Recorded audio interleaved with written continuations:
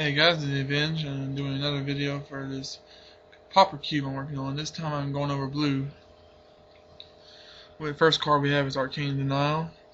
Arcane Denial is it's it's a hard counter. It's a 2-mana hard counter that has no restrictions. It's really strong.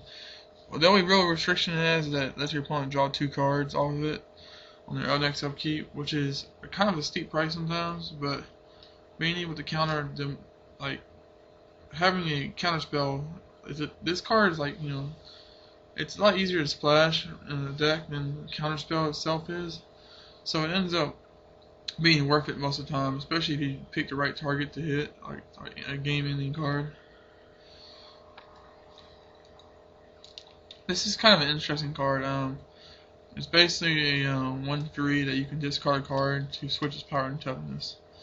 That may not seem all that great, but the fact that you can, like on the fly, just switch this guy to a 3/1 seems decent enough. He's also a discard engine. It allows you to get, like, flashback spells in your graveyard, or madness spells in your graveyard, or creatures that you may want to try to revive on the next turn. So he has that going for him. Plus, if you got an open field, you can swing him for free a couple times. Here we have Ogrial, which is the newest, one of the newest versions of a very classic creature type of the 2-mana birds that you manipulate your top of your deck. This one I think is much better because it actually has scry, so you can put stuff on the bottom instead of just having to put the same old sucky cards back on top of your deck that you don't want. So that's why he's in here, and there's other cards that are in that genre or not. This is basically a mana war that's a little higher on the blue curve. It costs 2 blue instead of normal 2 colors and a blue. It basically does the same thing. It bounces a creature back. It's all around decent. It's a bear that basically slows your opponent down by bouncing their card they just put into play back to their hand, so they have to recast it. You can also use them on your own cards that have come into play abilities, which is a lot of times very helpful. This is another bounce spell, Ether Trade Winds. This is an interesting one because it lets you bounce one of your opponent's permanents, like say their land drop that they need for a turn, or their creature they're trying to attack with. But it also lets you bounce one of your spells too. Now sometimes you may not want to bounce a permanent, but in other situations it'd be very nice to be able to bounce your creature that's about to be destroyed, or your creature that you're blocking with, and say you can block one big creature, then bounce the other big creature. That way you take no damage and you don't lose anything really. Alright, Boomerang. This is pretty self-explanatory. It's just an all-around good bounce spell that hits permanents, not just creatures. The 2 blue mana is kind of pricey, but it's a classic. So, as I mentioned in the red video, I wanted to add a few color hit cards, and I felt like if I was going to add the red color hit card, like 1 mana blue counter, then I was going to add the 1 mana red counter against blue. So this guy is kind of a newer card from M12. I just like this card because it's a 2/2 flyer that it's overpriced for being a 2/2 flyer, but the hexproof is really what saves it, because it's near impossible to kill unless your opponent has their own flyer that they block with, or they have like one of the red or black spells that does 2 damage to creatures, all creatures. And the fact it has hexproof means you can put your own beefy equipment on it to just make it a beat stick in the air. If you can get this out reliably, you probably win a lot of games with it. Here we have Broken Ambitions. This is basically a X counter spell, which allows you to clash your opponent, and if you win the clash, you get to mill your opponent for 4, which is pretty good in an unlimited format when you're always playing with 40 cards to begin with. So milling your opponent for 4 cards can help a lot. Also, clashing with your opponent is pretty useful because you can set up your next card draw. Like even if you don't win and you got a sucky card that you don't want on top, you can move it to the bottom, which is good. And plus the fact that it actually counters the spell is even better. So all around, I think it's a really strong counter spell. It's a classic Brainstorm. It's card manipulation at its best. It's also instant speed, which is very rare for a card with this kind of ability to be instant speed. It also works really good with any of the fetch lands. Well, obviously not the fetch lands would be in this queue, but any land that lets you search searching effect or shuffling effect. It's really good with. So Backwater Elemental. This guy's basically a 4/4 beat stick that he only gets to attack twice, but that is 8 damage if you get to actually land the hits. So he's good. And even if he doesn't get to hit twice, most likely he'll be able to kill an important creature or kill a creature. Also, the Unearth's pretty good because you can get a surprise hit on your opponent when they're not expecting it. Catalog. This is a kind of a rare card draw spell because it's instant speed. You don't see a lot of too many of those around these days. It lets you draw 2 cards and then discard card.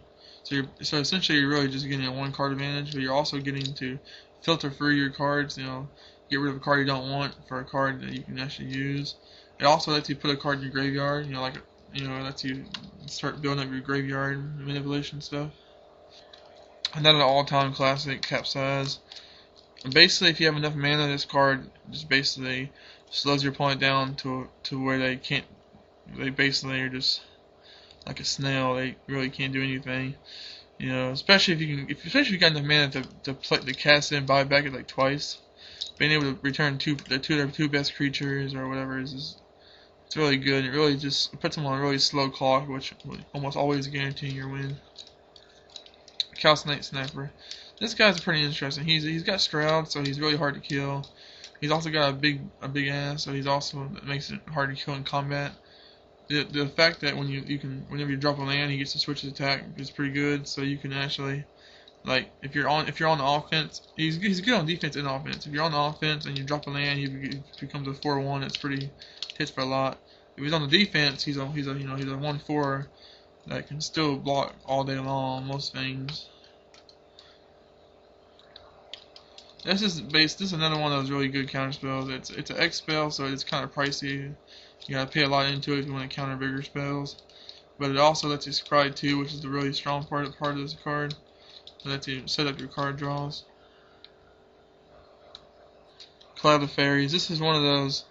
Well, I just like to call them free spells because you play them and they're free because they don't let you untap your mana. So it's like they never actually cast them. This one's not really that strong because that impressive. It's a 1/1 flyer for 2, which doesn't seem very good. But the fact that you can play them and then have 2 mana open for a mana leak or a counter spell is what really sets this card apart. The Cyclone's also useful. You can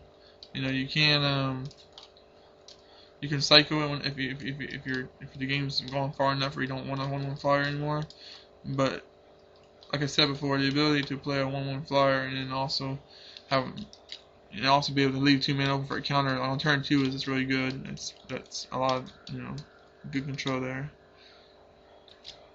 Cloud Elemental. This is one of those not very impressive cards, but it's really good because it's 2 Fury flyer. They can only block flyer, so he does have kind of a weakness there.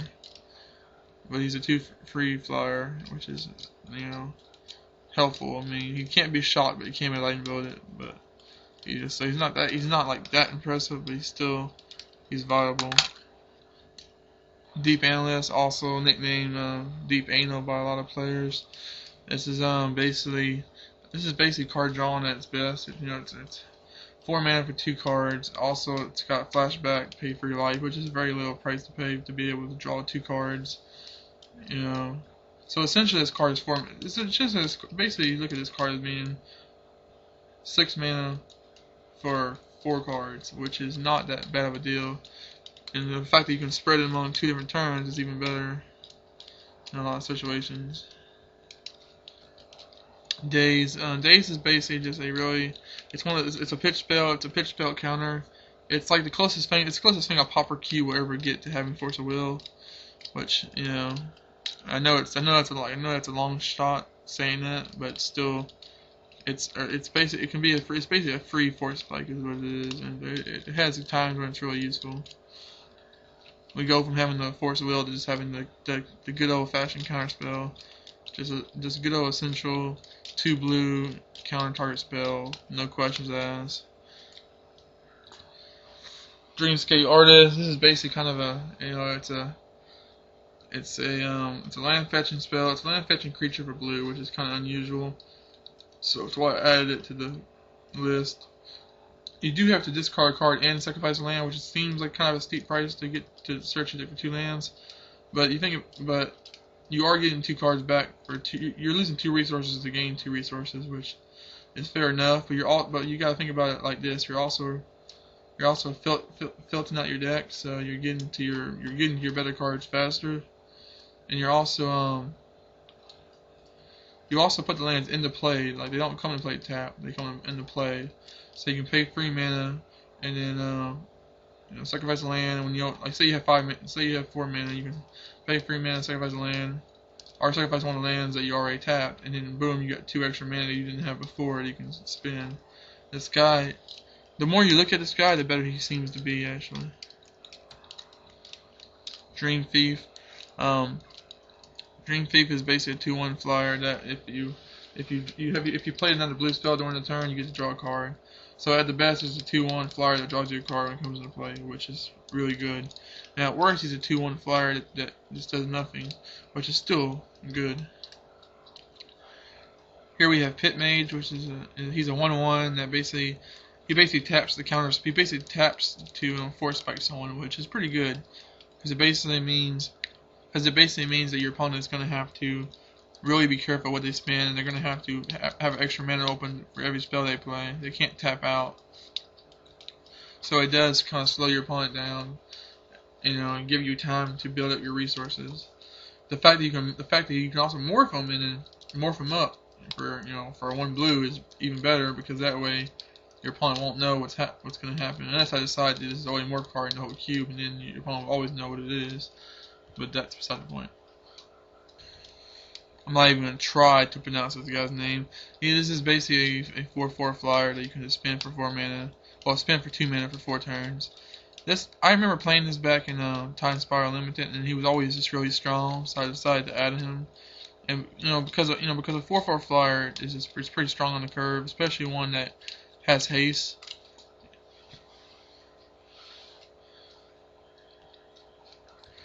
Drift of Phantoms is a really nice utility card in the fact that you can basically pitch them to go search for whatever free drop you want to get.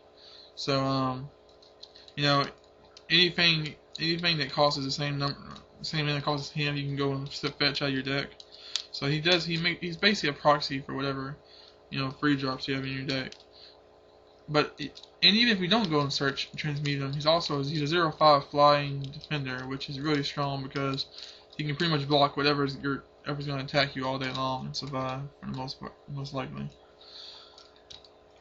This guy's kind of interesting. He doesn't have any kind of evasion, and he's 5 mana for free, but he does draw you 2 cards when he becomes blocked. So your opponent's either going to have to kill him with removal, or they're going to have to let him attack, or you get two free cards every time. So, worst case scenario, he hits for about 6 or 3, and then you get to draw 2 cards, or you get to draw 2 cards, then he dies, which is still, drawing 2 cards is still good. Here we have Frantic Search. Frantic Search is another one of those free spells, like I said earlier. This one allows you to draw 2 cards and then discard 2 cards. So you're essentially not really gaining any true advantage in the traditional sense of the word, but you are filtering through your cards and trying to get to whatever good stuff fast. You're also throwing cards in the graveyard, and you're also drawing cards for free, since you can still have your mana open to do whatever else you're gonna do. You can play this and then have mana open for a counter, or play this and then play a creature. So it's just overall a good card. Forbidden Alchemy. This is basically the new kind of fact fiction card.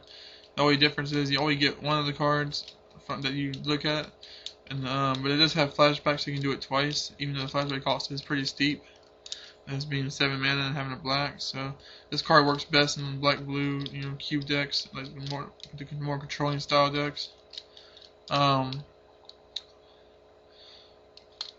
It's instant speed, so you can do it at any of your opponent's turn. Like, say you're holding a counter, your opponent doesn't actually play anything worth countering, you can just play this instead. And get to kind of manipulate some of your card draw, kind of get some of those stupid land cards out off the top of your deck. flying man. He's just a simple 1/1 flyer. He just, he's just kind of there. You play him early game and he can get you a few points of damage. Ice Cage. Ice Cage is one of those kind of unusual blue cards that allows you to basically shut a creature down after it's done resolved. Most of the time, blue has a hard time actually neutralizing creatures after they've hit the board, but this one allows you to do it. As soon as your opponent can basically just use any kind of a effect or trick, activated ability or targeted ability to basically destroy this. But until they do, you've basically neutralized their threat. Gush is another one of those pitch spells. Except this one that lets you just return 2 islands to your hand instead of actually like stacking them or anything. You get to draw 2 cards, which may not seem like that strong of a thing for a pitch spell, but you gotta think about it like this: if you're desperate and you got, you just need to dig to try to win the game, this can probably help you dig. It's also good in matches, some of the more drawn out matches where you have so many lands. It doesn't matter if you set yourself back 2 land drops. Giant Wing Invoker. This guy is basically he's basically, the Invokers are cycle cards in Onslaught block that allow you to tap a ridiculous amount of mana, like 8 mana, to give them to pump them up or give them an effect. This one allows you to spend 8 mana to give them +3/+3 and flying, which doesn't really seem like that impressive an ability for that much mana. But if you have that extra mana and you have nothing else to do, why not make him a 6/6 flyer? That seems pretty strong actually. Limited. That can easily end the game. Into the Roil. This is basically allows you to draw a card and then return a permanent for 4 mana, which is really strong. It does cost 2 blue and 2 colors, which can be kind of a steep cost. You can always just use it as a bounce spell if you're desperate, but it's best used to draw a card and bounce a spell. This is a card from New Phyrexia. It's basically one of the cards. It's in a cycle of guys who basically give you a really strong effect whenever they deal damage by sacrificing them. This one allows you to draw. It draws you 3 cards whenever you deal damage and you sacrifice it, which is really good. And also, it has flying. And it's a 3/1, so most of the time this card will if played right, it will give you 3 damage and 3 cards for 4 mana, which is a really good ratio. This is basically just a 4/4 flyer for 4 that has a community upkeep 1 blue. So every turn this guy stays on the board, he costs us an extra blue to play.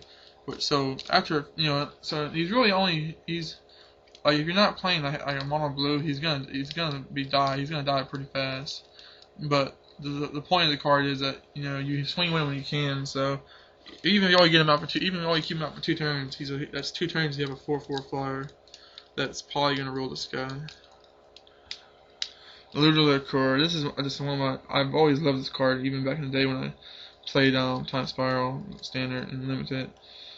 He basically he's basically essentially unblockable 1/1 who lets you draw a card and discard a card, so you can just set your graveyard manipulation up. You can get rid of all your extra lands that are sitting in your hand. You can deal with damage every turn. You put some equipment on them, you can get to be real mean.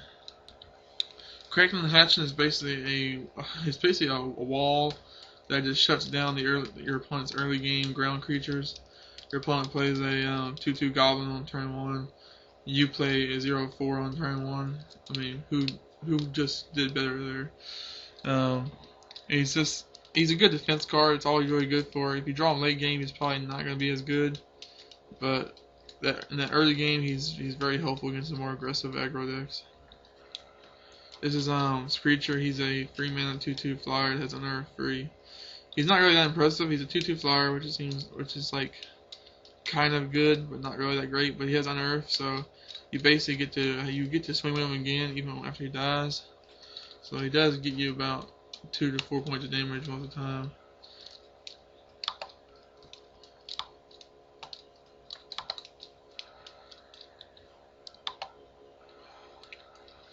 Muldrifter. Muldrifter is just he's like one of the better commons in blue, right, creature wise. At worst he's a 3 mana. At worst he's a Deliberate, which allows you to draw 2 cards for 3 mana. At best he's a 2/2 flyer that draws you 2 cards for 5. which is nothing to laugh at. Late game he flies in for a couple points and draws you some cards. Misplaced Shinobi. This guy's basically he's a 1/1 for free, but you almost never cast him for free. You just cast him for 1 blue by using Mendenso, which is a mechanic from the Champions block, which allows you to whenever you have an unblocked attacker, you can switch that attacker out for this guy, by bouncing the attacker back to your hand and playing this guy in place of him for 1 blue mana or whatever the cost on the card is. In this card's case, he allows you to bounce when your opponent's permanent's back. Or is it creature? Yeah, allows you to bounce when your opponent's creature is back to their hand whenever you deal damage. So you sneak this guy into play, attack your 1/1. It's like, oh, he's just 1/1. He's not doing anything. Boom! All of a sudden, you got another 1/1 that's also bouncing your opponent's, best creature, the one they just played, or the one they're relying on to tap next turn for their mana ability. It bounces it back to their hand. So he's pretty good. Phantasmal Bear is a 2/2 for 1, which is really good for blue to have a 2/2 for 1. As soon as he gets targeted by anything, he dies. So you can't put equipments on him. Your opponent can ping him for 1 damage and kill him. There's a lot of ways he can die, but until then, he's a 2/2 that comes out early game. Pestermite. This guy's pretty unique. He's a 2/1 flyer that has flash, which allows you to sneak it into play, as a combat trait. It also allows you to tap around tap a permanent, so your opponent can be attacking with some creatures. You can fly this in or flash this in and block one of their creatures. Also flashing in to untap one of your potential blockers, so you can kill some other stuff. She also allows you to tap down one of your opponent's attackers that you don't want to have hit you this turn. So it's overall a pretty good utility card. Means of the Deep Hours is another means. It's a base. This one's a lot better than the Misplaced Shinobi because it allows you to draw a card when you deal damage to your opponent. So he's basically a card drawing engine. If you can get him on, if you can sneak him into play. Primal Phantasm.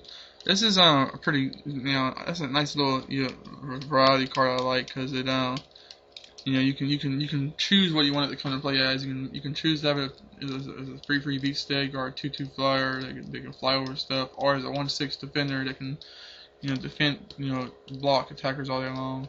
So it's really your choice. It's whatever you need. If you're on the defensive and you need a blocker, you can make it a 1/6. If your opponent's got a field full of ground guys and you need a flyer, you can make them a flyer. If you just need to press some damage and want to try and force your opponent to block with stuff, you can make them a 3/3. So choice is up to you. Preordain. It's a really good card manipulation and draw. It's 1 mana. Just do it. Just play it. It's Ponder. It's not as good as Preordain. It's still good. It's 1 mana. Just play it. Rhystic Study. This is one of those cards that can easily get out of hand and just cause your opponent lots of grief. It basically allows you to draw a card every time your opponent plays a spell and neglects to pay extra mana.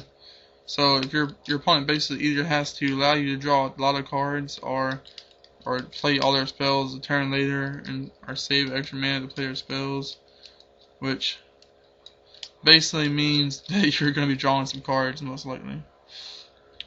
Repel. Repel is it's kind of expensive for a bounce spell, but it's not really a true bounce spell because it bounces back on the top of your deck, on your opponent's deck. So it does allow you to just set your opponent back a turn, which is really good. Being able to I know all too well that horrible feeling of being already in a bad situation game wise, and then drawing that top card and it's already the creature you had on the field last turn, which sucks anyway. That feeling of when your Birds of Paradise is on top of your deck is just terrible when you want to draw a really good card. Timmy, also known as Prodigal Sorcerer, he's a Timmy. He deals damage to a player or creature. He's a blue Timmy, which is he actually came first, I believe, but it's still kind of taboo in the idea that blue has pingers.